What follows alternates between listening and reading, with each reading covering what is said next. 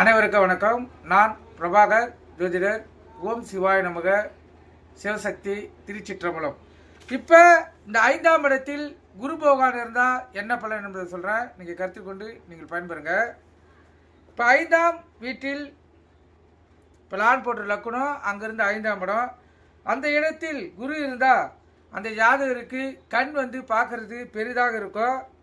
நல்ல கல்வி வரும், நல்ல அறிவாளி.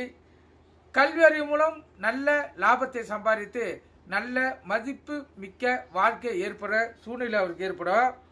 அதேபோல் குழந்தைகள் 1 இல்லது 2 தான் அவருக்கு பிறக்கும். அதிகபட்சம் 1 தான்.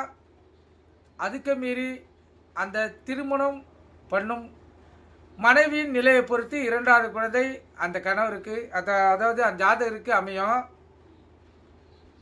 நல்ல சௌபாக்கியமும் செல்வமும் அந்த ஜாதகருக்கு வந்து சேரும். அதேபோல் குழந்தைகள் மூலம் லாபம் பெறக்கூடிய அமைப்புள்ள ஜாதக அமைப்பது.